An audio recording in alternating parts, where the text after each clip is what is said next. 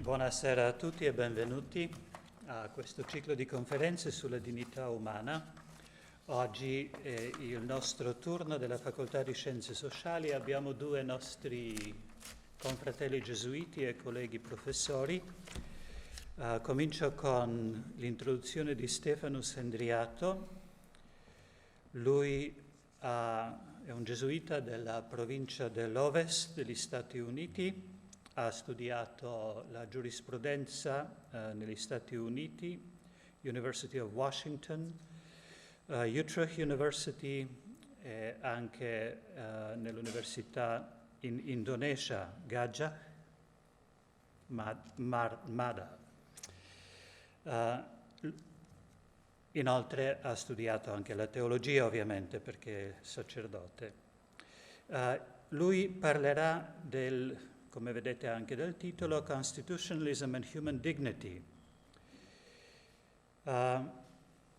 E introduco con un po' questo tema in lingua inglese. Father Hendrianto's presentation will look into the constitutional interpretation of human dignity.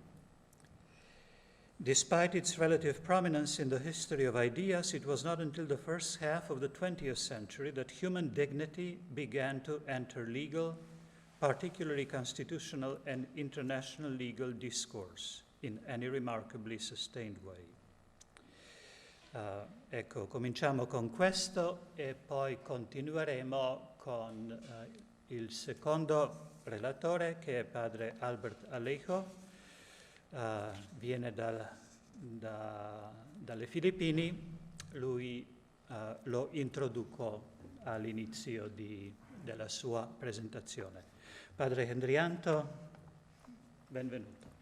Grazie. Buonasera a tutti. Grazie mille per l'Istituto l'Antropologia per l'opportunità di presentare la mia tema oggi, ma per resto la presentazione io voglio parlare in inglese. So my theme will be constitutionalism and human dignity, as Father Peter Law already introduced earlier. So my point departure is national context of constitutions, and then I will explain how the court in different jurisdictions interpret human dignity, and then I will compare a little bit the things to the thought of St. Thomas Aquinas. Why Aquinas? Because he gave means that full account human dignity, and I will see how there's two rival accounts, and then I will things that conclude in what way there's two different accounts. Things that see the proper human dignity together. So.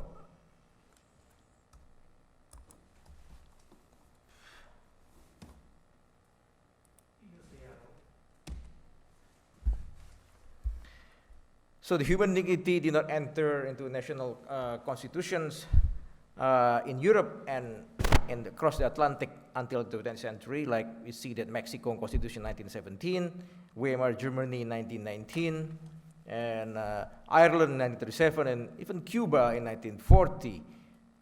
So this is the early beginnings. Human dignity did not really gain the popularity and get prominence until the end of World War II in the national constitution that arose after the World War II, like in Japan and Italy, 1948, and West Germany in 1949. So now let us see things that how this things that in this jurisdiction I will focus in Germany, then how Constitutional Court in Germany interpreted the concept of human dignity, and then later I will move to see how in the new democracies constitution also they interpret human dignity, and also in the US Constitution. So German basic laws that protect rights, personality, and human dignity in their basic laws. And the German Constitutional Court explained that I think this right related to undefined freedoms. In this sense, I think you can means that human dignity to preserve your personal life and decide the values of life. And this is an exemplar case involve employment issue. In this case in 1940. And then in this famous case, life imprisonment case, German Constitutional Court tried to capture the essence of human dignity. It argued that human dignity to make individual not merely a tool of the state, but each person have always been the end of himself, applied to the area of laws. So intrinsic dignity of persons consists in acknowledging him as independent personality. This is life imprisonment case. This is case 1977. So then German Constitutional Court began to expand this concept of sexual autonomy. Like a transsexual case, the court held the human dignity involved also things that develop personality that to determine what sex one belongs to.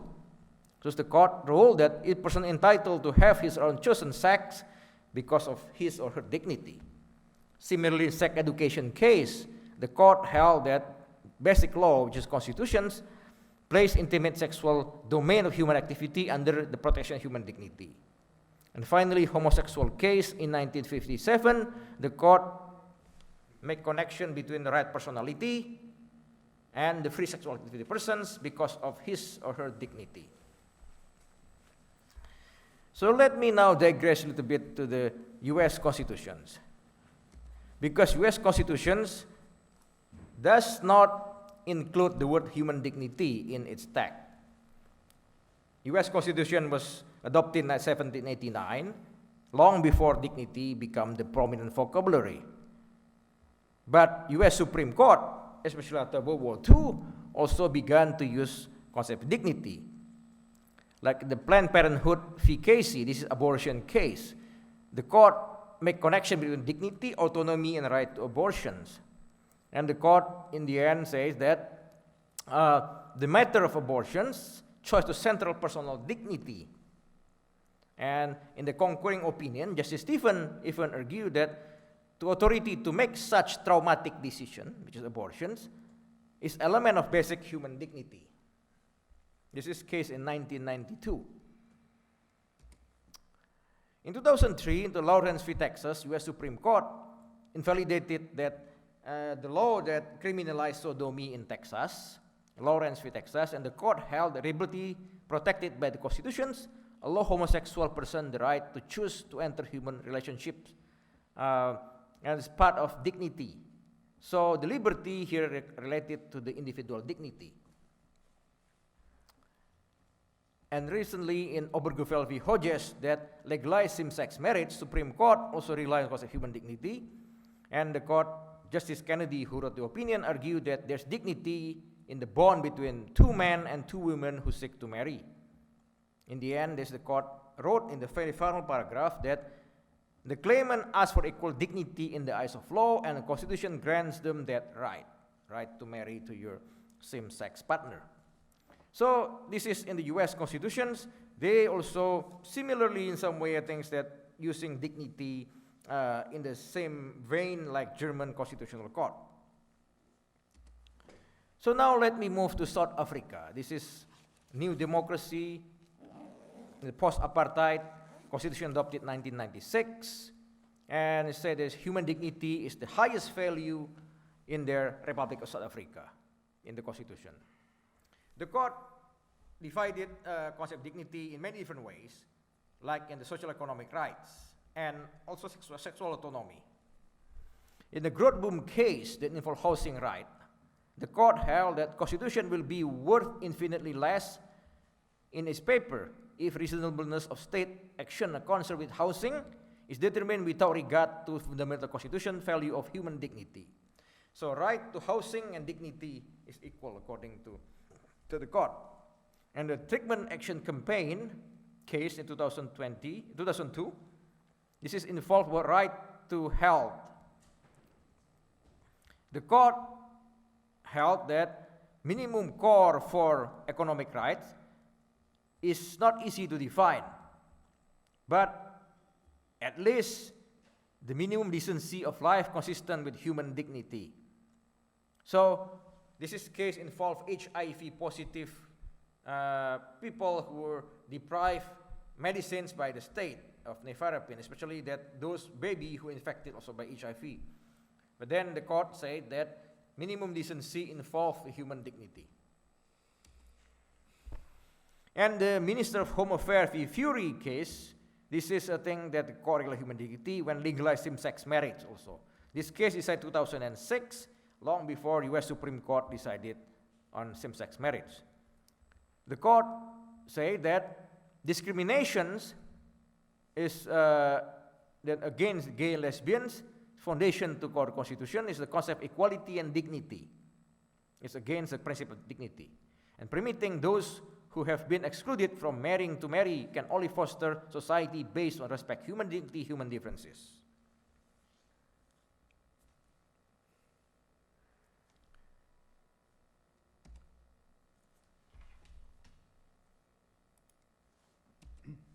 Now let me move to Colombia constitutions. It was adopted in 1991 after a long civil period, and also put human dignity is the Article 1 of the constitutions. A state is social state based on respect human dignity. Colombian Constitutional Court again adopted expansive meaning. In the healthcare right case, the court interpreted the right to health, including not only person's physical life, but also elements necessary to preserve one's dignity. This is the court decided the state should pay for the eye surgery for a man who is almost blind, because I think he will lose his eyesight out of concern protecting his right to life and his dignity. In the right to abortion case in 2006, Colombia Constitutional Court also used dignity. The court said that women's right to choose is also part of personal human dignity, the right to autonomy and intimacy. So again, there's convergence of interpretation dignity from the court, I think that in Northern Hemisphere, and also in the Global South, and also from the US Supreme Court, and also the court after World War II, and the court in New Democracy. So now let me see a little bit how Thomas Aquinas see this concept. For Aquinas, the term dignitas, it means many things. Can be mean excellence, noble office, super excellence of Christ in hypostatic union, also the great dignity of the blessed who enjoy the vision of God. But he argued that persona, the term persona signifies a substance as property in which denotes things that you are not a person unless this is intellectual substance. In Summa Contra Gentiles, he even argued that as intellectual creatures, we are created to perfect the order of universe. If the substance were lacking, then the universe will not be complete. And the substance used to be used in accord with the divine providence, and the end we had created. So basically, the human persons are endowed with certain natural perfections and dignity because the end toward which we are ordered. That's why in his treatise of law, which is, I think we understand, is part of his schema exitus reditus. In reditus part is coming back to God. That's why that every law is ordained toward the common good, which is mean that we are endowed with dignity, extra dignity, because the end which is order, which is beatific vision. So here I think that I could say that I concluding part, World War II constitutions and New Democracy Constitution and US constitutions advance the concept of dignity to secure agreement among the divided political societies. World War II, post-World War II Germany, like I think that after the country recovered from the fascisms, in post-apartheid South Africa, in the post-civil war in Colombia, and also in the US after that post-reconstruction, and also after sexual revolution in the 60s.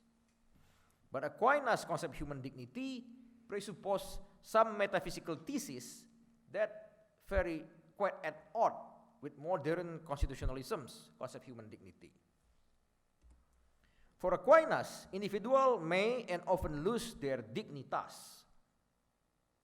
Part of it because of things that if we fail to participate in the order we are created.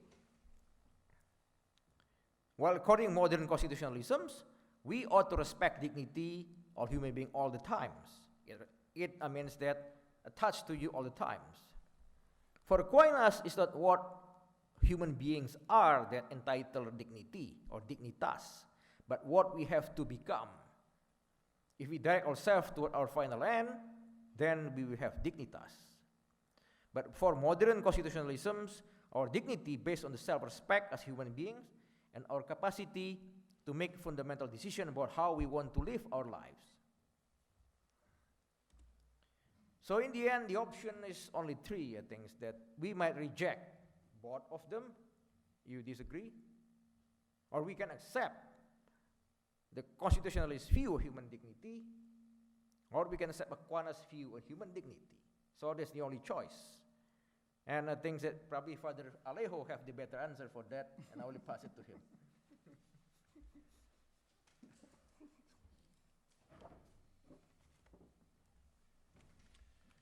Thank you very much. Now we turn our attention to the second presentation and to the person of Father Alejo, who comes from the Philippines. He's an anthropologist, has a PhD, holds a PhD in social anthropology from the University of London. And he's also a priest and a theologian. In the past, he was lecturing at the Department of Sociology and Anthropology of Ateneo de Manila University, and also at the Loyola School of Theology in the same university in Manila. And he's author of several books and articles into which I'm not going to enter. He will talk about political factors in serving sanctuary to perpetrators struggling for dignity. This is a very different presentation, a very different approach. It comes from the basis, basically, from his experience of, let's say, social action and an action for justice in the Philippines, and we are looking forward to his presentation. He will explain more about it. Please. Okay, thank you very much. So this is just a footnote to Father Henry's presentation. Political factors in serving sanctuary to perpetrators struggling for dignity.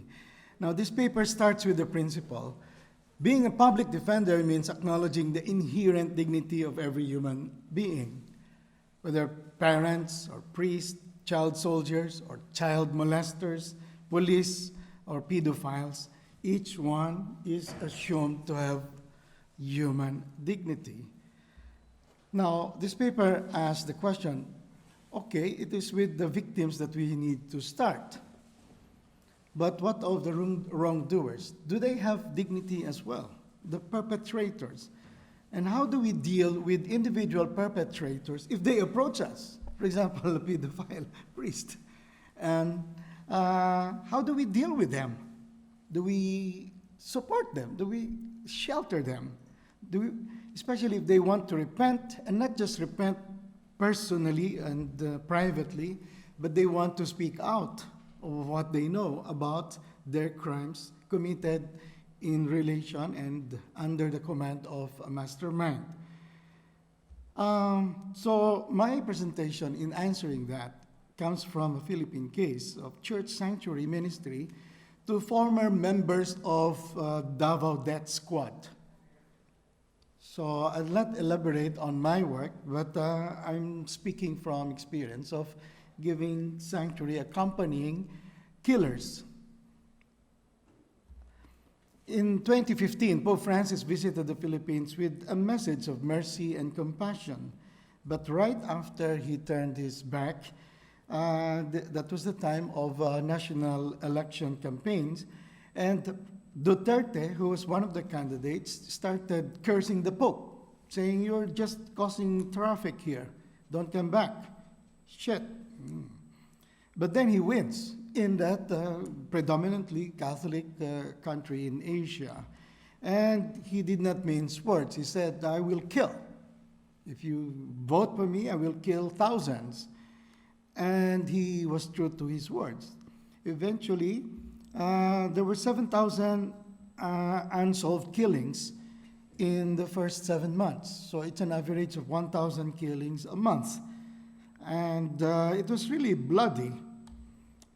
And then at the same time, he attacked the Catholic Church, saying the Catholic Church in particular, not just Christians in general, is the most hypocritical institution. He says the church has done nothing but to criticize. And he brandishes a book called Altar of Secrets, a book that documents scandals within the church. That's why the Catholic Church hierarchy and clergy is very vulnerable. And so there were criticisms. In the midst of all these killings, why are the Catholics silent? The bishops, except for maybe one or two, and some of us. But in the midst of this tension, you have killings and you have silence on the part of many priests. Some of them were supporting the killings, saying, anyway, 7,000 is what? Statistically minor compared to 100 million Filipinos anyway.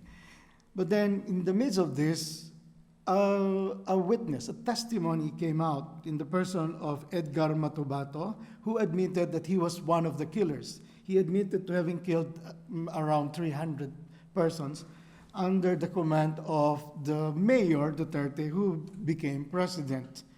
And he revealed that the mastermind of the killing was mayor and now President Duterte.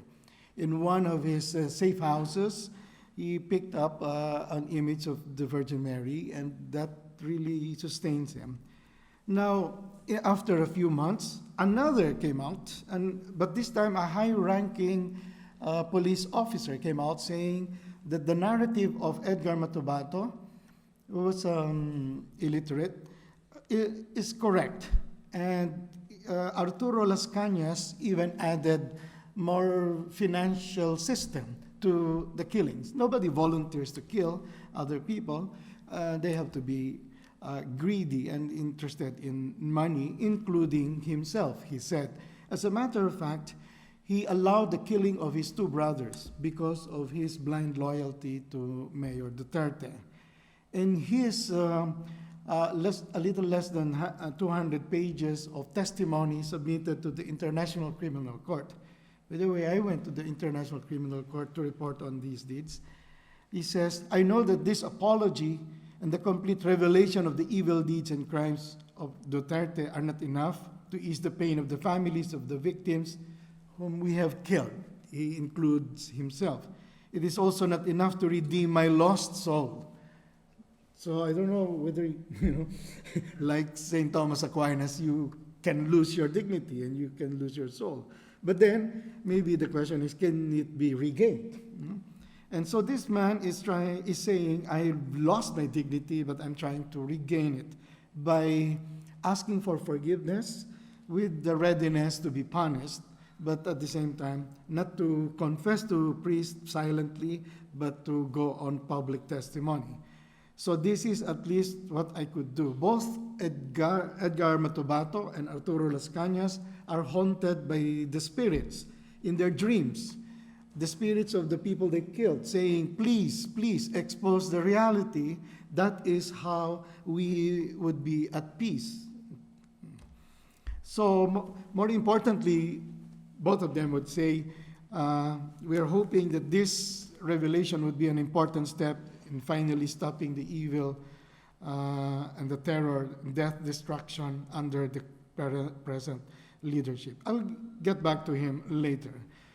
At that point, some of the bishops picked up a special mission. Aside from speaking out and conducting masses, these caps turned to the bishops. And the bishop turned them over to me. Caps turned EJK whistleblowers to seek protection, and they accepted them. And at a certain point, this Archbishop Soc Villegas wrote a pastoral exhortation to be angels of compassion. So if there are law enforcers who were used to kill in the extrajudicial killings, if they come to us, you're welcome. Law enforcers have come forward confidentially to us. They're spiritual leaders to seek sanctuary. And so we accept them. We will look prudently into the sincerity of their motives. That is a hard job in this kind of work. Within the bounds of the church and civil laws, we express our willingness to grant them accommodation, shelter, protection, including their families, if as necessary. Now, if such law enforcers wish to testify, then the Catholic Church will see to it that they are in no way induced, not forced to speak. Okay? They will not be forced, but they will be guided in their discernment. Now, and he calls on the priests and the seminaries and the convents to open their doors to people like these killers who are repentant. Now, what does the police say? The Philippine police says, if they want to be sheltered by the church groups, okay, fine. But that's not exactly true, because 3 of our priests were killed during this time. And at the site, I visited the area, the small chapel where that priest was killed right when he was vesting in preparation for Mass. And we conducted masses along the streets, and of course, we earned the ire of the government. So I personally received death threats in my cell phone. Now, one sister, a missionary, was thrown out of the country. So it's not easy. Now, let me reflect on the complexity of this sanctuary ministry. There are many factors to consider. One is physical and legal security. Where do you find a house that is secure? So if somebody volunteers, we have a house here, I will have to check whether there's a tall building right beside, and from the window, somebody could look into what's going on inside, etc. Now, what about the cooks? So suppose you allow a witness like this, but you say, be silent. But what about your security guard, the cook? They also go in and out. They have relatives, they can tell stories. Communication is a challenge. What app do you use? Signal for email, not just ordinary email, but Proton Mail. And do you use codes? But this is difficult. And how do you insulate and isolate the witness? There's what you call the Lucifer effect. A member of the family could be contaminated by a person connected to authorities. That is a danger. So you need to be always accompanying the witness, but at the same time, if you are a suspect yourself, then you're also endangering the witness. What about the family, the wife, the children, and the relatives? They need to know what's going on, but at the same time, they can be a threat. What about family finances? If you manage to hide them, what about the flooding in the area of their house? What about the sick relatives? No? Integrating family during whistleblowing, so many concerns. There is also mental health issue. They become depressed, especially if the process takes longer than what is expected. So, and even if you survive, how do you process the stigma that comes with the revelation that you used to be a killer yourself? So you have physical, mental, spiritual health. If there is sickness, if there's a need for eye operation, how do you send the witness to a hospital, to the clinic? And are you not endangering both the doctor, the hospital, and the witness? But you also need to have masses, to have counseling, rosaries, prayers, and symbols. No? Now, There is a challenge, of course, to have a communal whistleblowing so that the whistleblowing will not be a burden of single individuals only. But then you need the help of other people, but every time you ask for help, you run the risk of being exposed. So you have a double challenge here. One is to hide the person, at the same time to expose the person so that he could tell publicly what was the truth. Any biblical parallel here? Well, about the conversion of Saul. Now, I'm not going into biblical parallelism just because I want to theologize. But then I take it from the witness himself. He has a diary. And in his diary, this Arturo Las Cañas has a journal. And in one page of his journal, he copied St. Paul's letter to Timothy. He says, I'm grateful to Christ Jesus our Lord, who has strengthened me because he judged me faithful and appointed me to his service, even though I was formerly a blasphemer, a persecutor, and a man of violence. Right. St. Paul was like that. St. Paul was a killer. St. Paul was a persecutor in Acts, But I received mercy because I had acted ignorantly in unbelief. When he said at the Senate hearing that he was converted, one of the senators who was a born-again Christian said, no, I know what conversion means. You are lying. I know you are not spiritually converted. So I had to look at what happened to St. Paul, Saul. Well, I realized that Saul was a persecutor, like Las Cañas, like Matobato. Probably he did not kill as many, but he was a persecutor. But then, along the way, when he was going to Damascus, he was hit by a big light, and a voice said, why are you persecuting me? The same voice talked to Ananias. The voice said, please take care of Saul. And Ananias said, what? I know that Saul. He was in charge of he was part of the killing of Stephen, and he's coming here to persecute us. But the voice said, don't worry, he's blind and he's praying. And so Ananias went to Paul and he said, brother, I was sent here. And, when Saul was baptized, Ananias had to introduce him to the first Christian community.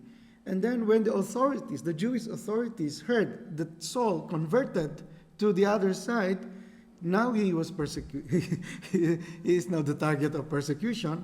And the first Christian community took the risk of hiding, giving sanctuary, and even supporting him in escaping. And that's why we have St. Paul. But I would imagine, and I'm doing the additional research and consulting experts on Paul and the Acts, on the political dimension of the work. Why did Ananias say, what? Why? Isn't that very risky to take care of Saul? And now they had to hide him and, in a small hole through the wall, through a basket. They escaped. They allowed St. Paul to escape. Those were, political risks. And so finally, a reflection. Some Jewish authorities wanted to kill Saul because of his conversion, but Ananias and his community provided sanctuary and eventually helped him to escape and preach in freedom. Therefore, affirming human dignity in the case of repentant perpetrators of violence is not easy in real social political life, but neither should the church shirk from its political risks. Thank you, Father Albert, for this very moving witness and reflection, consideration. So as I said, we have two very, very different approaches here that converge on the question of human dignity. As we think about it in jurisprudence and in social action, in the social teaching of the Church, I would like to open the floor for your thoughts, your contributions, your questions. So, Father Henry, in St. Thomas Aquinas, can dignity really be lost and can it be regained? Because that is a very dangerous item. Because some people, for example, Duterte would say, the drug addicts are not humans anymore, so they can be killed. So they have no rights because they don't have dignity because they are subhuman. He literally used the word subhuman. Is there such a thing as subhuman?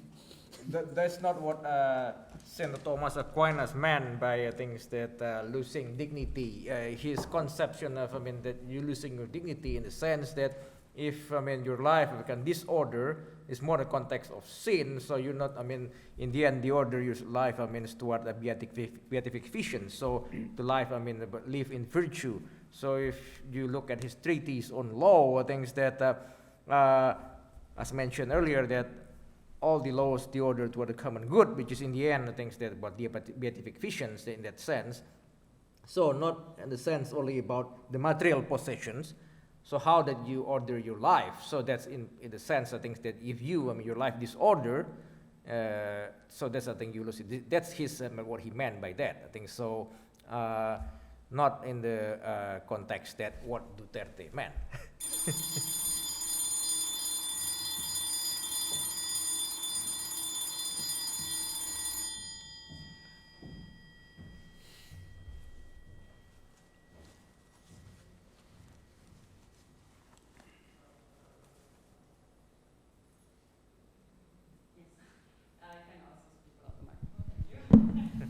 Now it works. Yeah, now it works. Perfect. So, I'm not sure if I understood everything, but when you were talking about the values that are discussed right now in post-civil war societies, as you called them, you were also talking about homosexuality, about diversity. And then, I don't know if I understood it right, you were connecting this to Thomas von Aquin. And so was the idea that you would say these kind of thinkings go in the same direction? Or am I wrong? No, there's two different accounts. There's the rifle account. They are in contrast to one another. In the Aquinas one and the constitutional that interpretation. They are two different accounts. But what I say that similar account in this area in the constitution in Europe, in the U.S. and in global South, converging to the same point of human dignity. But this concept very different than Aquinas concept. So there's two different accounts in the end. And then you had these questions in the end. So in the end, I said that there's the option is I think that we have to pick one of these rifle account. The concept of dignity because it's not compatible to one another. So you can reject two of them, but you cannot embrace two of them together. Okay. You can pick one only. That's my. Okay, and do you want to give a statement to your own questions? Okay, so if I think that my own take, I think that this rifle account, I think that I believe that with the Aquinas account, I think that as a priest, and as a scholar, I think I believe in the same more, Aquinas interpretations of the human dignity. Yeah. So, thank you for your speech, for both of you. I would like to ask you if you can give us examples of men that lose their dignity. When? In which cases? What have they to do to lose their dignity? Okay.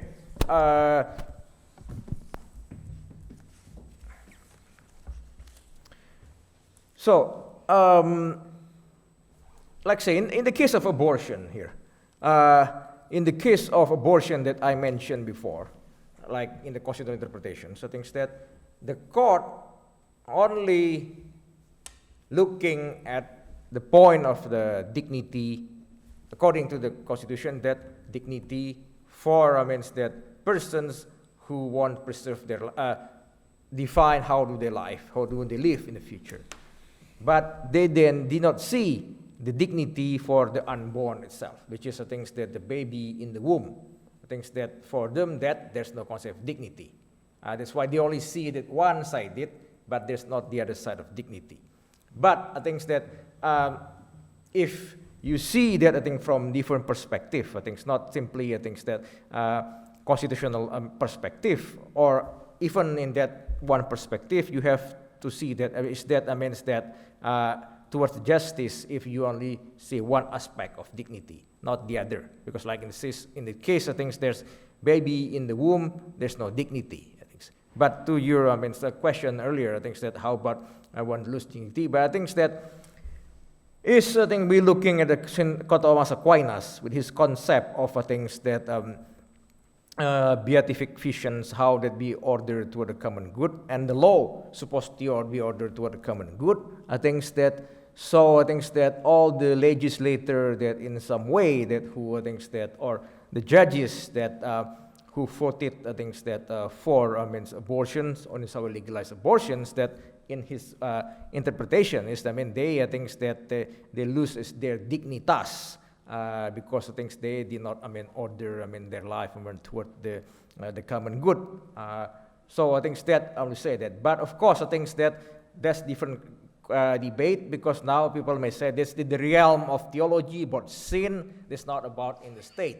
I think that, but there's a different question that we may I think that have different conversation about it.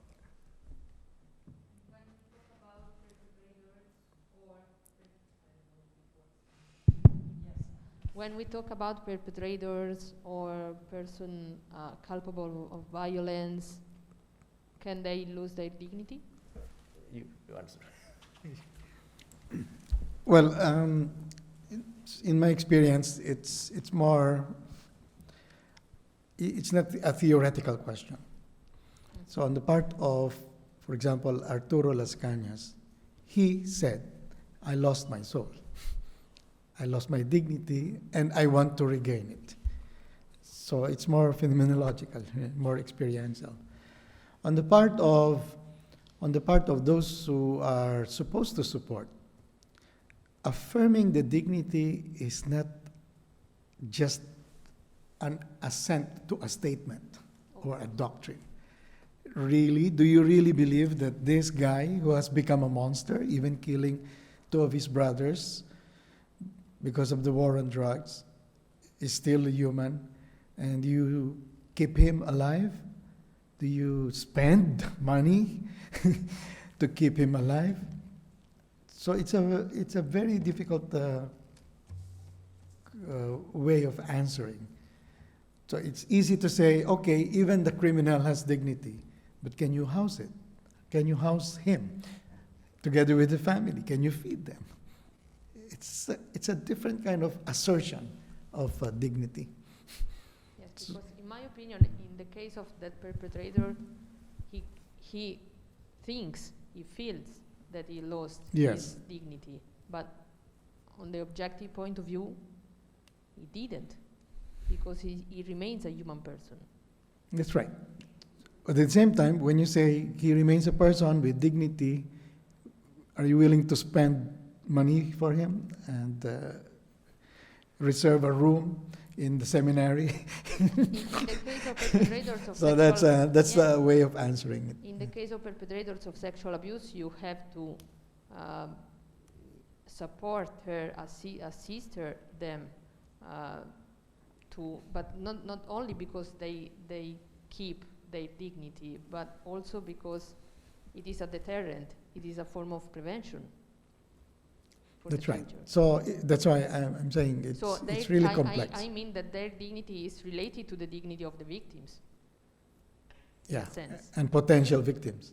And potential victim, of course. Yeah, and especially in the case of the former killers who want to reveal the masterminds, it is really to prevent further victimization. Of course. Yeah, yeah. Thank you. Thank you.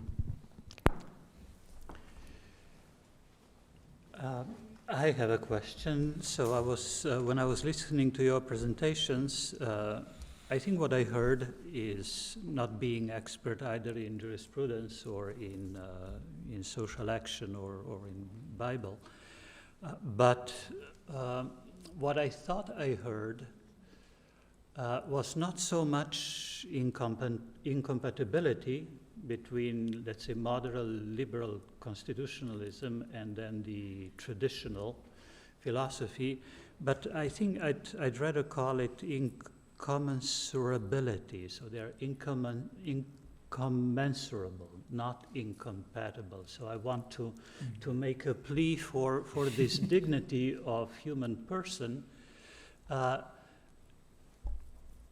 To me, the question then becomes practical, and not just practical, it's also juridical and theological. Who can affirm the dignity of the other person? This image of the first murder in the Bible came to my mind. So when a brother killed his brother, God protected the killer.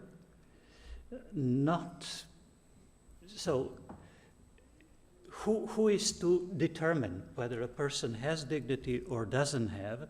I think what modern constitutions say is basically it's not up to us it's not up to the human court to determine whether you have dignity or not. We'll take it as a given. You have the dignity. And what you do with your life, it's your responsibility in a way. The problem I think that we have with this, and I would like you to explain, I never really studied Thomas von Aquinas, this beatific vision, this orientation towards the common good. Who is the spokesperson for this common good? You know, Duarte, in the case of the Philippines, he speaks for the common good. He's against drug trafficking, and his solution to preserve common good is to kill other people. I think, so basically it's a little bit confusing what I'm saying here, but I think the modern constitutions are trying to protect, in a way, have the same intuition that we read in the first chapters of the Bible, when God marks the killer and protects him from human intervention. So it's maybe a different take on dignity, but still, it's not up to us to pass the final judgment in the question of life, even in the life of a killer, as in the case of Paul, or as in the case of the origin story in the Bible. I don't know if it makes any sense, so I leave it up to you. You understand? Well, it's a very complex question because at least two other concepts are involved, aside from dignity. One is right, and the other is life. No? So, is human dignity the source of rights? So that if you lose your human dignity, then you lose your rights. And part of the list of the Bill of Human Rights would be the right to life. And so for Duterte and his company, if you are a drug addict, if you taste drugs, then you're an addict. And if you're an addict, then you are subhuman. And you lose your dignity, and therefore you lose your right. And you're even a menace to society. And the state has the right now to take away your right to life. Now, so that's one line of a problem. If we attach right to dignity. Now, the other thing is, if you attach right to dignity, then there could be another accusation that it's too Western. Because the West keeps on saying rights, human rights. We demand our rights. Whereas there is a kind of a discourse that says in the East, not necessarily the South, the more prevalent discourse is duty.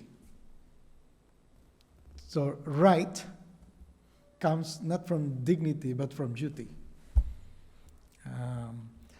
So I remember a tribal chieftain saying, we also have a human rights concept, but rights derive from duty. If we see a little child crying because he is hungry, then we feel it is our duty to feed him, not because he has a right. The remittances of the Filipinos are sent to buoy up the economy of the Philippines, but it's not because they have a right, but because the Filipinos feel they have a duty to support their family. So it's more coming from duty rather than right. And so I think it's a very complex issue. So now I think the church has both right and duty discourses. And I think that's good. I will not choose between rights and duty. Given that Abu, the first brother, will kill you. He said, first brother.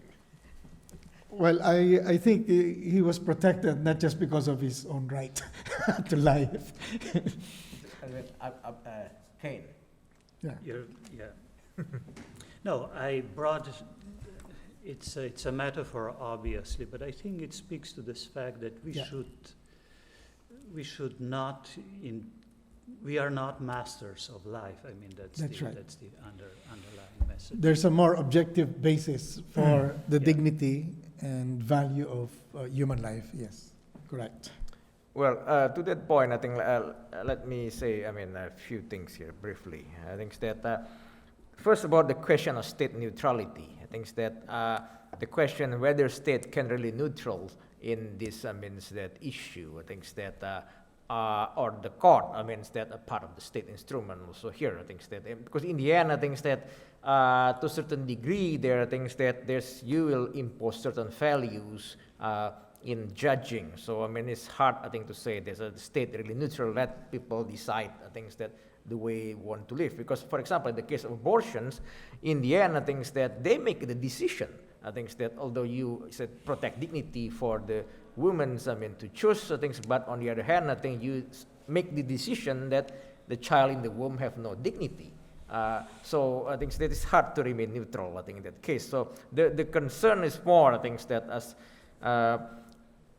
comparative constitutional scholar and a priest, I'm seeing this is because I think the end, I think that can be expanded also the concept of dignity, as I mentioned, because it can be start from means that protection for the hungry, access to housing, and then to the health, which is good, but can go to the other way around also in the name of dignity. Of course, in the end, that we are not the master of universe who can decide. That's it's God who who will decide. He means that about that. But certain point also, the temptation is for the judges in the court who decide, they also in the end that make the decision as if they are the decision maker like God. So that's. Thank you.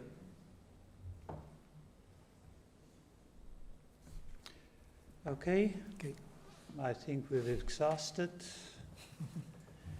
We haven't exhausted the topic, but it was very, very enlightening and also very challenging in a way because it's so concrete.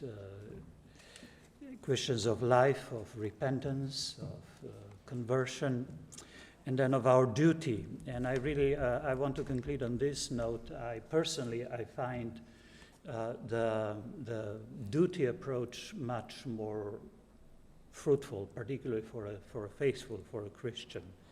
So it's the question is, what do I owe to my humanity and to the humanity of other people? I think that's a much more solid and fertile ground as opposed to, what is my right? Yeah. So thank you very much to all of you, particularly to our presenters, and wish you a good evening. Buonasera a tutti. Thank you.